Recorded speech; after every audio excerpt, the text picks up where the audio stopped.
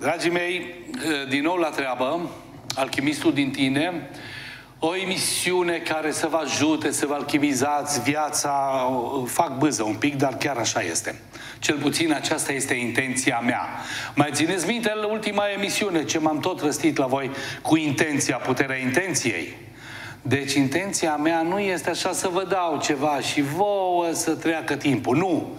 Intenția mea, și uitați-vă la mine, sunt total focalizat. Fiecare celulă o stor de putere și intenționez puterea intenției de a vă ajuta să vă alchimizați viața voastră proprie. Nu pe a mea. Pe a mea mi-o alchimizez eu. Fiecare își alchimizează propria viață. Ce emisiuni! Mie îmi plac. Vouă? Am rămas cu puterea în gură la emisiunea trecută. Continuăm cu povestirile despre putere. Subtitlul emisiunii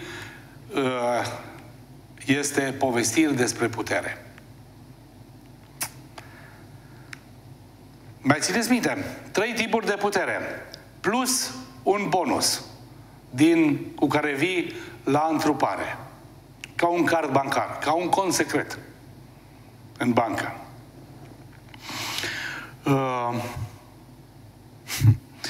Problema, știți care este? Că degeaba înveți tu tehnici sau ai în tine capacitatea de a spori puterea fizică, puterea de muncă, ceea ce în final se traduce prin vitalitate, prin sănătate fizică și să ai multe cunoștințe, să-ți duduie mintea de cât de deștept ești. Și să ai și putere sufletească, să ai un suflet mare. Degeaba bagi în urciorul plin sau încerci să-l crezi tu că e plin tot timpul când scapă apă printr-o grămadă de găurele.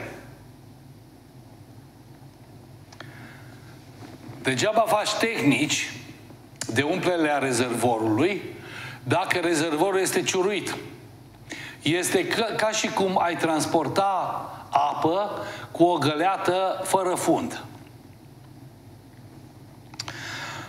Ei bine, și atunci tema emisiunii de astăzi este cum ne pierdem puterea / energia.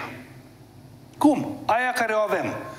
Puțina, multa energie și putere pe care o avem. Dragii mei, începem emisiunea. Hai să văd cât este ora ca să știu cum mă încadrez. Există 2 căi, 2 magistrale mari prin care ne pierdem puterea, energia. Forța vitală, tot unei. Prima cale o dăm noi ca proști. O cedăm. A doua cale ne este furată, vampirată. Hai să ne ocupăm de prima cale. Cum o dăm noi ca proști? Propria mea putere, propria energie. Uitați cum. Voi vorbi rar. Cedăm putere, energie, pierdem putere, energie, forță vitală prin emoțiile toxice. Pentru ca să menținem emoții toxice, să menținem ranchiune, să menținem gelozie, să menținem neiertare, tristețe, vreau să vă spun că pentru a fi atâta de tântălăi ca să facem treaba asta, consumăm extrem de multă energie proprie internă pentru menținerea relației toxice. Menținerea unui sentiment benefic de bucurie,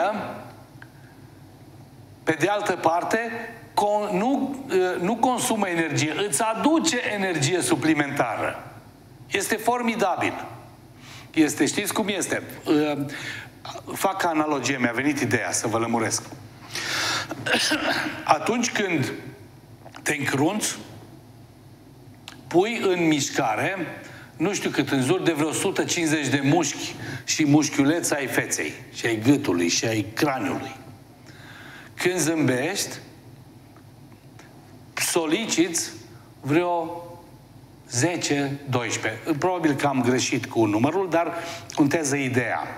Când te încrunți, consumi multă energie și te soliciți muscular. Când zâmbești, consumi foarte puțină energie musculară.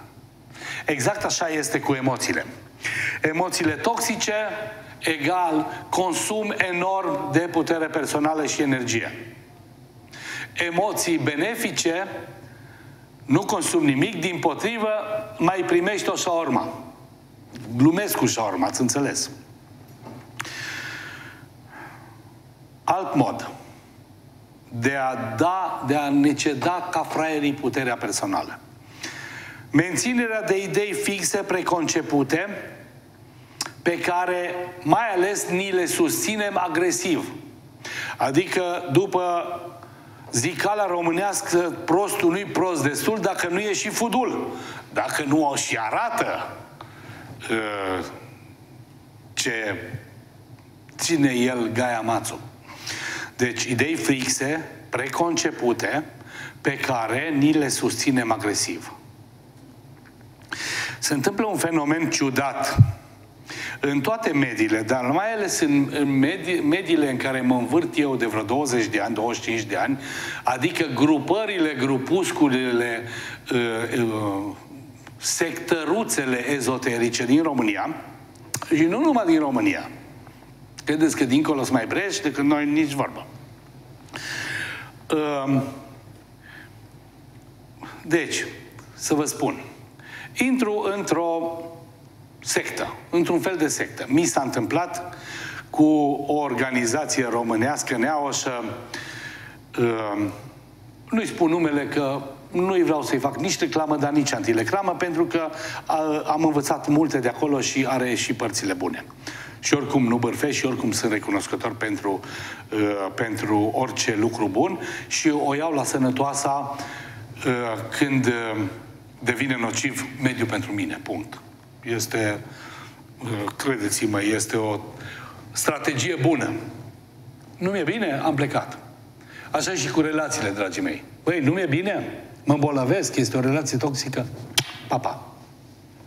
Plec.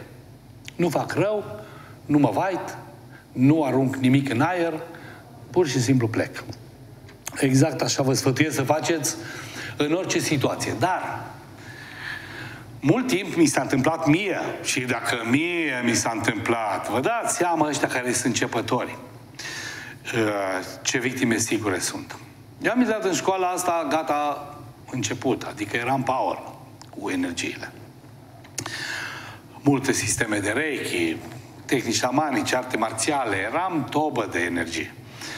Și totuși, am constatat după vreo câțiva ani, chiar când mi-am dat seama că unele lucruri învățate acolo sunt absolut aberații, cel puțin la părerea mea, nu înseamnă că sunt aberații, erau pentru mine. Conform colecției mele de credințe, mult timp, ani de zile, am rămas în această școală, deși știam că nu mai este locul meu și nu mai credeam în ce să propovăduiești acolo, și mai ales în câteva persoane, șefi, ca de obicei, guru, steagul, știți? Nu pot să spun că e CNA-ul, nu-i frumos să vorbești urât, steagul. Susțineam în exterior cu tărie aceste idei în care, atenție, nu credeam. Știți de ce? Este un proces psihologic pervers. Nu poți să ieși public să spui, băi, am fost un dădălău, m-am lăsat prostit, m-am lăsat păcălit ani de zile, acum nu mai cred, plec.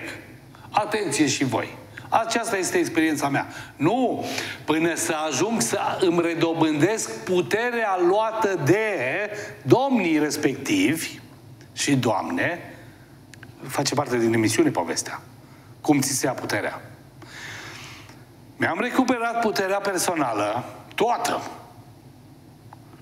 Și atunci am putut, cu fruntea sus, să spun, nu mai cred în voi, nu mai cred în școală, pa. Mulțumesc pentru partea bună, da? Nu am rachiune pentru partea mai puțin bună sau rea, eu am plecat. Cum zic italienii, me ne vado. Dar pentru asta, multor persoane le este foarte greu să plece. Eu încă mai cunosc colegi, foști colegi, de breaslă, de sectă, că asta era. Să dă grup, fundație, sectă, pur și simplu. În care, repet, am învățat o grămadă de tehnici, multe chestii faine, dar și am învățat și cum așa nu se face. Nu este corect, nu este nici cum. Deci asta e cu ideile fixe, preconcepute, în care nu mai crezi nici tu, cu adevărat, dar pe care le susții agresiv. Tocmai ca să nu piși de fraier, ca să zică lumea, păi tu ce ai stat în școala asta? Ce ți-ai pierdut ani de zile? Bun. Vorbim prea mult. Bârfim. Clevetim. Este o modalitate extraordinar de eficientă, în ghilimele, de a mirosi puterea personală și forța vitală și energia. Bârfa e nasoală rău de tot. Pentru că ți se întoarce. Vorbele sunt energie puternică. Gândurile sunt energie puternică. Nu trebuie să dau din gură.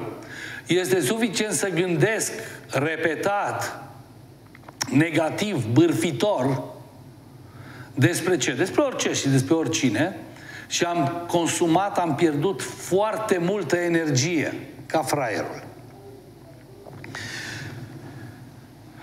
Altă cale de a pierde energia. Aderarea la unul din marile adevăruri ale zilei. Vezi cazul la modă și mă veți înțelege.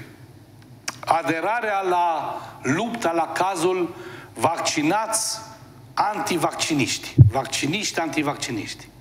Este la modă. Haideți că dacă tot am deschis cutia Pandorei, oricum ea este deschisă, deci nu vă spun nimic wow. Uitați cum crede despre vaccin. Problema nu este că te vaccinezi sau nu. Este simplu. Era pe net o chestie, râdeau de marele nostru fotbalist Hagi, cu exprimările lui un pic diafane. Simplu. Te vaccinezi sau nu te vaccinezi, gata. Nu mai da din gură. Nu mai intra tu în polemici și în lupte. Nu te mai uita la televizor, nici la ăștia care zic vaccinați-vă, vaccinați-vă, că muriți pe naiba. Fals. Sau, nu vă vaccinați, că vă bagă microchipuri, vă schimbă ADN-ul. Și asta probabil fals. Oricum n-am de unde să știu. Dragii mei, sunt atâta de sătul, cred că m-am născut sătul, de teoriile apocaliptice ale momentului, de după Revoluție mai ales, nu a trecut lună lăsată de la Dumnezeu, și au trecut 30 de ani, să nu avem câte o apocalipsă nouă-nouță genuine. Da, păi, dragii mei, eu cred, așa ca ardeleanu, dragii mei, eu cred că o fi o oarește sămânță de adevăr. Da, este un mic adevăr pe aici, pe acolo, în orice teorie a conspirației. Bineînțeles. Poate or fi și Illuminati, poate or fi Anunnaki, știți, așa, ăștia, denumirea veche a reptilienilor. Poate că vor să ne sugă sângele, poate că vor să ne fure organele, poate că vor să ne fure sufletul. Există atingeri de adevăr în orice fel de teorie a conspirației.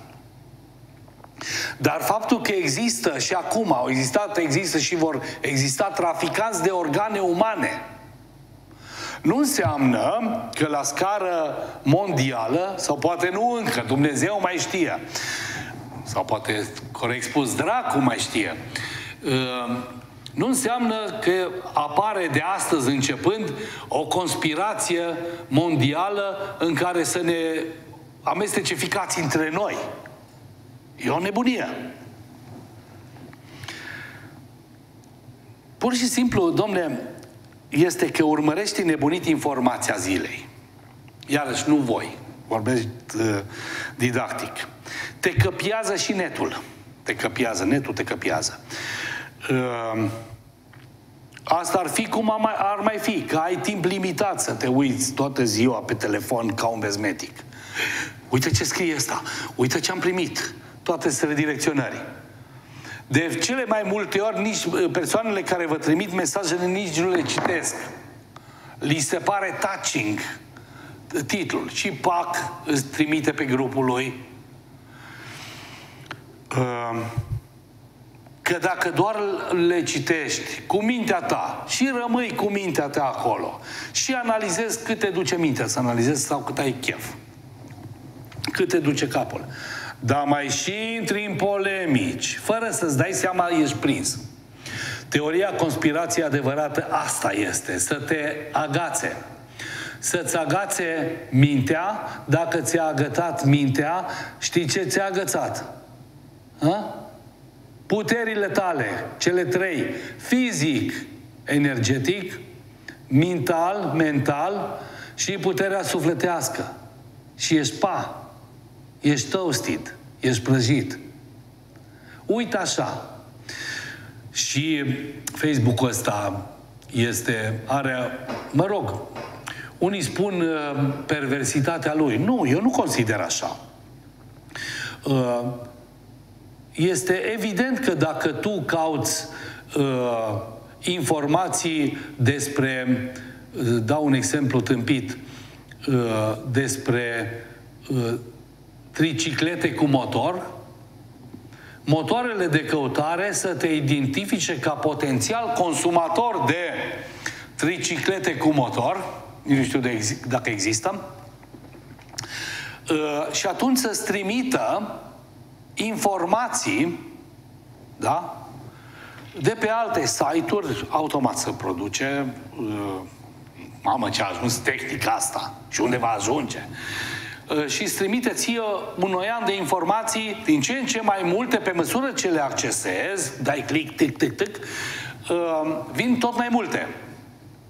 Despre articole, despre cum a fost inventată tricicleta, cine a inventat, poze alb-negru, din alea, cu pantaloni bufanți, cu primele triciclete, cum a evoluat bicicleta din tricicletă și alte minunății. Primești informații despre ce vrei. Cum se numește în limbajul nostru? Rezonanță. Dacă eu rezonez cu un subiect, atunci întreg universul conspiră cu rezonanța mea. Inclusiv Facebook-ul, înțelegeți? Facebook-ul este manifestarea divină a universului în materie. Îți trimite exact ce vrei. Și este cu dus și cu întors. Pentru că în teoriile astea conspiraționiste sau anticonspiraționiste, la un moment dat, tu crezi că singura realitate palpabilă este ce primești tu. Dar există o altă lume în paralel, despre care tu cu care nu mai ai contact. Nu mai ai nicio șansă să ai contact. Dacă cumva vine cineva la tine, o terță persoană, și spune, bine, Doru, dar ok, tu crezi că ne vaccinează, că au inventat COVID-ul ca să ne vaccineze, să ne bage microchipuri, niște tâmpenii colosale.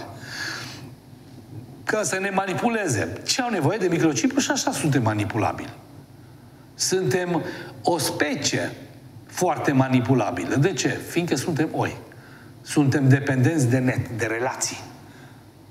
Noi suntem o specie gregară, ca și oile. Noi nu putem trăi singuri, că nebunim. Ne luăm glanda singuri.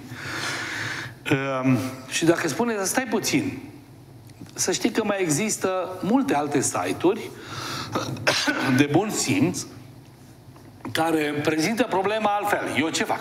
Asta crezi tu că ești de bun simț? Alea sataniste, ăia care zic să nu faci. Dar eu știu adevărul. Și lupt până la moarte pentru adevăr. Ești un prost. Sunt un prost dacă fac asta. Pentru că nu este adevărul meu. Mi s-a indus. Poate există o frântură de adevăr. Da? Adică, dacă, iarăși revin la, dacă există traficanți de organe pentru transplanturi de organe. Da? Cu siguranță au fost și oameni răpiți și copii răpiți și li s-au comercializat organele. Știm asta din surse sigure. Este știință aproape. Dar de aici până la a acuza întreaga clasă medicală, toți medicii din toată lumea, plus clasa politică, plus oculta, plus iluminatii, că este o conspirație mondială pentru ca să ne ia la toți organele, deci este o cale lungă.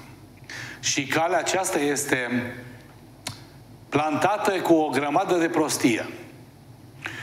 Din păcate, oamenii nu sunt proști. Oamenii sunt deștepți de la cât sunt până la maxim. Au o cantitate limitată, limitabilă, dar și modificabilă de deșteptăciune.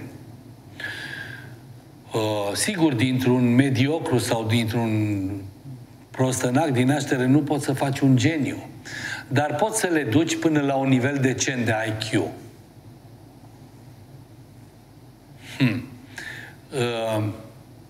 Dacă există o conspirație ca să ne țină legați de ceva, de un subiect sau altul, dar nu e o conspirație globală. Pentru că și conspiraționiștii, ei există, da? Să bat între ei. Să ocupe felii din umanitate.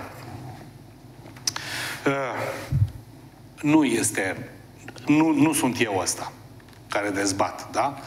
Nici teoria pro, nici contra conspirației. Hai să continuăm. Deci problema este că într-o teză ca mă vaccinez, nu mă vaccinez, Doamne iartă-mă, nu cred în vaccin sau mi-e frică de nu mă vaccinez, cu riscurile de rigoare. Cred în vaccin sau, hai să spun, uite, eu nu cred că este ceva formidabil vaccinul. Din asta vine vaccinul să pogoare Sfântul Duh. Dar știu că foarte multe vaccinuri în trecut și în prezent au oferit omenirea de o grămadă de boli îngrozitoare, mutilante sau care duceau la decesuri premature la copii. Mai știu un lucru, că eu, cât am eu, 60 de ani, sunt în ultimul hal de vaccinat, ca și voi. Vaccinurile copilăriei și vaccinurile făcute ca și adult, în prima parte a adulției, mi-au configurat sistemul meu imunitar. Astfel încât să nu mai fac polio, nici să nu mai transmit copiilor. Adulții nu prea fac polio. Sau, mă rog, alte boli. Și vaccinul de gripă, vaccinul gripal. Eu nu m-am vaccinat gripal până acum 3 ani. Am zis, nu, dar știți de ce? Că mi-era frică de injecție. O prostie, da? Acum nu mai mi-e frică. Mi-era frică, așa, jenă. De ce să mă înțepe? Că nu doare deloc. E o pișcătură de țânțar. Dar nu mă vaccinam. De lăsare. Și trânteam în fiecare an câte o gripă, uneori chiar 2, Din asta, 10 zile cu muci, cu febră, cu frisoane, eram scos din uz. Și după aia, încă vreo lună, o mai trăgeam. Nu eram în deplinătatea puterilor mele. Și atunci am zis, haide să-mi fac vaccin. Măi, super! De 3 ani fără gripă. Am mai avut, la începutul anului trecut, un fel de gripă, dar ca o răceală mai zdravănă, câteva zile, fără sechele, fără nimic. Am dus-o aproape pe picioare, deci am putut să mențin puterea personală, am putut să muncesc, am putut să lucrez, am putut să mă bucur de viață. Punct. Am putut să mă antrenez, am putut să iubesc, să mă las iubit, să vorbesc, să sporovăi la televizor, să sporovăi la seminarii, să fac cursuri și să fac terapii, adică munca mea. Drept urmare, vă spun părerea mea, nu vreau să vă influențez. Pe subiectul acesta cu vacciniști, antivacciniști, cu teoria conspirației, cu COVID-ul vieții și a morții, nu mă influențează absolut deloc în ceea ce privește drenarea puterii personale. Nu dau nimic. Nada. Îmi țin puterea pentru mine, pentru alte lucruri. Drept urmare, eu am luat hotărârea. Când îmi vine rândul la vaccin, mă duc și mă vaccinez. Că eu știu, că și voi știți, să fac terapia vaccinului, să-mi pregătesc corpul meu pentru vaccin, pentru ca să diminuez la minimum efectele secundare, să maximizez efectele benefice ale vaccinului, să compatibilizez la propriu substanța, vaccinul, cu structura mea fizică, cu structura mea, cu mintea. Să nu o iau razna, că știți că zice că COVID-ul ăsta te face să gândești aiurea. S-au făcut studii. Acum învață medicii COVID-ul. Și cu ce? Cu partea sufletească, că vor să ne ia sufletul. Ei bine, nu. Ei bine, nu. Pentru că stă în putința mea, vedeți cărțile astea. Găsiți în aceste cărți ale mele cel puțin 25, mai multe tehnici prin care puteți să vă lucrați vaccinul și pe voi când faceți vaccinul. Curățare energetică a vaccinului. Bună oară, să vă spun, să mă laud. Mi se cere de multe ori și am făcut terapie, curățare energetică și tehnică de compatibilizare pe sângele de transfuzie. În timpul operației, da? Sânge de transfuzie. Am curățat sângele, nu mai intru în polemii, asta e, nu polemici, asta e, ține de meseria. Dar, atenție, am curățat sângele de... și apoi l-am umplut cu energie, ca și asta, pranică, bioenergie. Despre ce vorbim? Eu sunt foarte practic, dragii mei. Da? Nu o iau cu excesiv cu Sfântul Duh, da, el există. Dar hai să vedem cu Sfântul Duh cum rezolvăm problema stringentă de acum. Cum rezolv cu vaccinul? Deci, una peste alta, da, așa cum lucrez pe sânge, pe plasmă, așa lucrez pe vaccin. Am făcut-o tot deja. Da, am făcut-o deja la peste 50 de persoane, inclusiv la socrul meu, că e bătrân și bolnav, și el s-a vaccinat. A făcut și rapelul, că a avut dreptul, și pe, știi pe cine? Pe o grămadă de medici. Nu toți. Medici care cred în ce credem și noi, care mai au făcut și cursul de Reiki. Sigur, ei nu pot să spună că sunt lichidați de către sistem. Pentru că establishmentul medical, oficial și bisericesc în România, și nu numai în România, spune foarte clar că ce facem noi sunt niște prostii, niște bazaconii. Un doctor, este el foarte activ pe net, dar tare m-am necăjit pe el, dar l-am iertat foarte repede, l-am binecuvântat, că nu știe ce spune. Eram la Alina Bădic la B1 într-o emisiune foarte faină și am avut audiență bună. Vorbeam despre curățarea ceacrelor, despre chestii, cum funcționarea ceacrelor influențează buna sau proasta funcționare a organelor și eram mai mulți, eram deștepți și vorbeam și râdeam și ne bucuram și zeci de mii de oameni se uitau la noi. Apar comentarii, Dita mai doctorul. Am niște observații, ne-a jignit. De prostiile care le spun vracii aia la televizor, că nu există terapia ceacrelor pentru că pur și simplu, logic, ceacrele nu există. Da, doctore, logic nu există, nu se văd. Dar ele există, să pot și fotografia. Da, nu intru cu domnia ta în polemică, nici nu te uiți la emisiunea asta, așa că nu e nicio problemă. Dar o poți vedea pe YouTube. Treaba ta. Unde am rămas? Am rămas la vaccinuri, da? Am lucrat pe oamenii care tocmai mergeau să se injecteze cu chestia diavolească, numit vaccin anticovid. Doamne, ce prosteală în lumea asta. Și pe vaccin. Nu, trebuie să meseriași, dragii mei. De la distanță. Nu trebuie să am eu fiol acolo și să dau din mână, să boscorodesc ca o vrăjitoare de perit vechi. Nu. Țineți minte emisiunea trecută? Vizualizare în astral. Țineți minte? Da, așa se face. Vizualizez omul, am nevoie de poza omului și pun un film în care intră un ac în el, cu vaccinul. Atunci acționez și fac terapia. Curăț vaccinul de mizeriile care nu îi se potrivesc omului respectiv, de chestiile nocive. Niciunul nu a făcut nici măcar o șeață. N-a avut reacții adverse, bla, bla, bla. Și am maximizat și anticorpii dobândiți în urma vaccinării, punct. De ce? Pentru că pot. De ce? Pentru că pot și puteți și voi. Nu s-a pogorât Duhul Sfânt, așa, dintr-o dată, porumbelul, și eu sunt o persoană specială. Deloc! Dar deloc! Nu am primit puteri speciale. Dar deloc! Ce am făcut? Este continuarea de la povestiri despre putere, această emisiune și această emisiune. Ce am făcut eu? Mi-am recuperat toată puterea personală a mea. Nu de la tine, de la tine, de la tine, a mea. Și mi-a stupat găurile. Am pus petrece calde pe găuri. Să nu mai pierd.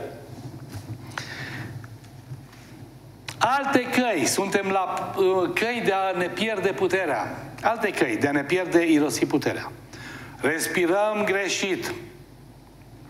În loc să respirăm amplu, abdominal, cum deja voi sunteți obișnuiți, deja v-am îndoctrinat, respirăm cu vârful plămânilor, cam așa. Prost și des și puțin. Puțin oxigen. Foarte greșit și foarte periculos. O altă cale sigură de a pierde, irosi puterea personală este alimentația toxică. Nu am energie. Vedeți, este un cer vicios. Sunt golit de energie vitală, de forță vitală, de putere. Mă alimentez din mâncare, din surse exterioare. Mâncare toxică, dulce, carbohidrați, în exces. Și atunci, dându-i corpului, obișnuind corpul cu ceafa de porc, cu cola, cu prăjituri, cu creme, și mult, și des, și de 3-4 ori pe zi, și mai beau și 4 beri, și mai beau și o cinzeacă, una mică înainte. Nu fac mișcare, o altă cauză, lipsa mișcării fizice, prin care pierd putere personală, forță vitală. Evident că în timp foarte scurt, îmi blochez releele pe care le am din proiect divin, cu ajutorul cărora captez în mod automat energia universală a vieții care este peste tot în jurul meu, energia bioelectromagnetică sau bioenergia. Înțelegeți? Mâncați, vă îngrășați, bioenergie. Cu cât sunteți mai dolofani și îi trageți la cântar mai mult, cu atât deveniți mai dependenți de toxicitatea alimentelor. Și nu vă mirați dacă vă lasă corpul. Nu vă mirați dacă vă îmbolnăviți și nu dați vina pe viață, pe societate, pe Dumnezeu, pe dracu, pentru că divin suntem noi. Mai zicem, de vină este societatea stresul. Da, este adevărat. Foarte nasol. De vină este karma și asta e adevărat. Da. Dar noi ar trebui să vedem partea plină a paharului, jumătatea plină a paharului și să luăm act de tehnicile cunoașterii și puterii. Să luăm act și să învățăm și să practicăm, să ne transformăm viața învățând și practicând pe noi înșine și pe semenii noștri, dacă dorim și dacă doresc și ei, tehnici. Dumnezeu îți dă, dar nu-ți bagă în traistă. Trebuie să grab, trebuie să iei. Pentru asta ai nevoie de tehnici. Întâi, să afli că există. Doi, să te abții de la judecata prostească, preliminară, grobiană. Ce stâmpenile astea? Vin, Doamne, la cursuri la mine. Și la mine și la alții. Majoritatea soțiorilor, știi ceva? Ce te duci tu la tâmpenile astea? Ce te duci tu la... Te faci cu capul, te schimbă ADN-ul? Ia stai tu acasă. Mai dă-l dracu pe ăsta. Cam asta e reacția. Știi care-i treaba? De fapt, tântălăul se teme că nevasta lui supusă, misoginii naibii, nevasta lui supusă și cu minte își ridică capul. Pentru că ce face la cursurile mele sau cursurile altor colegi de-ai mei? Mult mai bun ca mine. Mă rog, sunt puțin mult mai bun ca mine. Își recapătă prin tehnici, învățând tehnici, primind inițiere, acordaje energetice, își recapătă puterea personală. Și dacă o doamnă își recapătă puterea personală, este cam așa. Din poziția ghiocelului, uitați-vă la mine. Zi, bărbate. Și la bărbat nu-i place chestia asta. Că oricum el știe și simte, chiar dacă nu știe că e tântălău, simte că femeia este mai puternică decât el. Oricum, femeile sunt mai puternice decât bărbații. Doar le întrecem la forța fizică, brută. Dar la restul, la puterea mentală, puterea spirituală, puterea sufletească, ne bat la fund pe noi bărbații. Domnilor, credeți-mă, așa este. Nu vă înfoiați voi că de vreo 15.000, nu, nici măcar nu, de vreo 10.000 de ani suntem o societăți patriarhale, adică pumnul masculului contează. Și femeile sunt sclavele, văcuțele noastre. Uai, nu suport, mă enervează îngrozitor teza asta. Vreau înapoi în matriarhat, vreau înapoi în matriarhat. Dar, de fapt, se cam întâmplă. Bărbații, vorba unei reputate și foarte faine, Delia Budeanu, o știți. Delia Budeanu, cum îi numesc pe bărbații moderni? Fătălăi. Da, pentru că se întâmplă ceva la scară mondială. Bărbații devin mai puțin bărbați, devin mai feminini, emoțional, slab, delicați. Și femeile devin mai bărbate. Devin independente, ele încep să aducă carne acasă, celebrul arhetip, the meat bringer, aducătorul de carne. Ele își protejează cuibul, puii și bărbații stau și ei au sunt depresivi, sunt emotivi, că să mai gândesc, că vai șamar. Deci se schimbă. O să prind eu, probabil, în următoarea a 6-a, 7-a viață de acum înainte, prind din nou matriarhatul. Vreau în matriarhat din nou. Bun. O altă cale de a pierde, irosi puterea este lipsa mișcării. Dacă stau nu mă mișc, nu mai pun în funcțiune mușchii, nu mai pun în funcțiune fluxul corect de circulație a energiei prin meridianele mele energetice. Se colmatează și se blochează. Adicții. Prin adicții pierd foarte multă energie, forță vitală și putere personală. Mai avem un pic, dar o să acopăr ce am vrut să vă spun în emisiunea asta. Adicții. Inclusiv adicțiile de sexualitate. Să știți, dacă nu știți, dacă nu ați pățit-o pe pielea voastră, există inclusiv adicție, dependență de sexualitate. Dacă nu-i de sexualitate hâța, este de căutarea disperată a sufletului pereche, twin flames. Odată o să abordez, v-am mai promis eu în altă emisiune, că abordez povestea despre sufletul pereche ca și arhetip al căutărilor noastre de împlinire relațională de cuplu. Mamă, cum le combin cuvintele. Sunt în formă astăzi. Căutarea disperată a sufletului pereche și asta este o adicție, o dependență. Atâta cauți sufletul pereche până când treci pe lângă 5-6 relații care puteau să fie foarte faine și înălțătoare pentru tine, fraierule sau fraierul. Țapă cu sufletul pereche. O cale sigură să te golești de propria putere și energie este să te simți tot timpul vinovat pentru că ai păcătuit.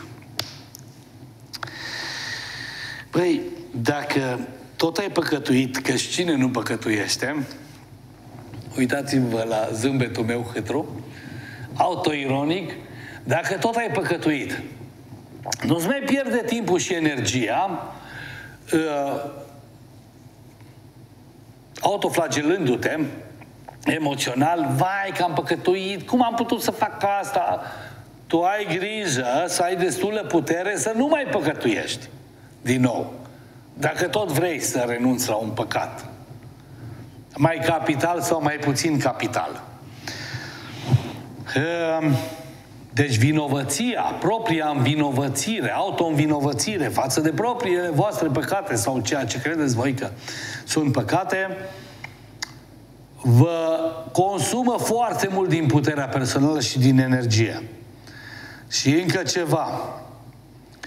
Agățarea de trecut, de o situație din trecut, de o relație din trecut și teama sau lipsa de încredere în viitor, în loc să te ocupi de infinitul acum, este singura clipă reală. Acum, tocmai a trecut. Acum, tocmai a trecut. Viitorul. Viitorul.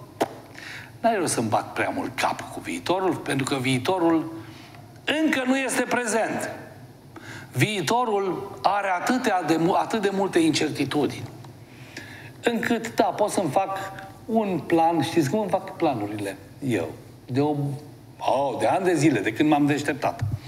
Îmi fac planurile pe o săptămână înainte, atât. Asta reprezintă propunerea mea pentru viitor. Smerit. Eu, uite, aș dori să... Așa. Dacă vreau să se întâmple ceva. Mai țineți minte de la emisiunile trecute. Intenționez. Puterea intenției pentru ceva ce vreau să se întâmple în săptămâna următoare. Și știi ceva? Magia. It happens. Se întâmplă.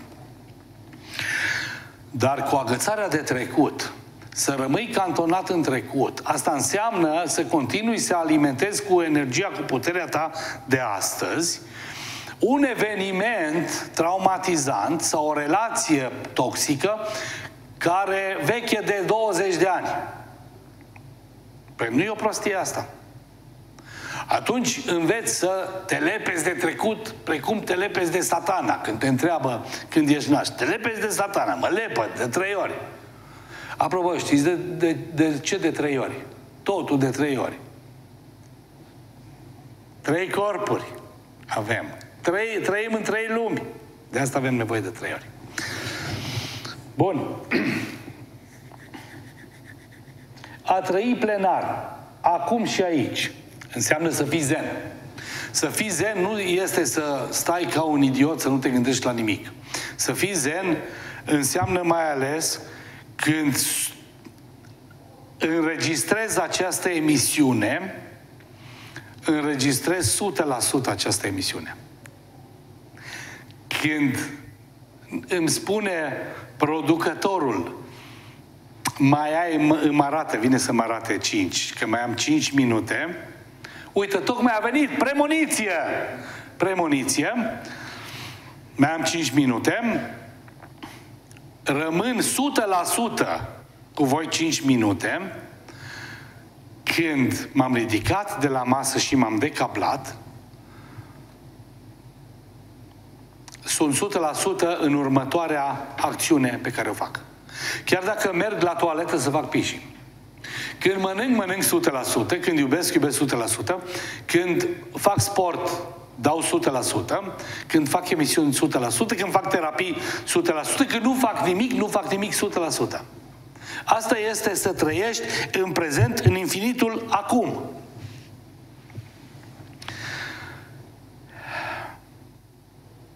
Ne apropiem de finalul emisiunii. Îmi vine să plâng. Dar continuăm cu povești despre putere.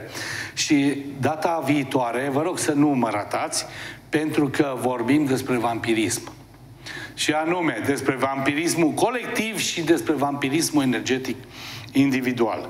Nu numai asta, dar vă voi învăța niște tehnici speciale magice, cum să vă protejați și cum să blocați vampirii energetici, de care, fie vorba între noi, e plină lumea. Dragii mei, uitați că a mai trecut o oră. Vă rog frumos, nu vă spun, meditați la ce v-am spus eu, că poate nici nu e așa de important, cu toate că știu că e important. Vă rog frumos, repetați un pic, în fiecare zi, 5 minute, 10 minute, una din tehnicile energetice pe care vă știți de ce? Pentru că nu puteți să mergeți mai departe cu mine cu tehnicile, cu upgradarea tehnicilor. Bine? Eu vă mulțumesc a priori pentru hărnicia dumneavoastră.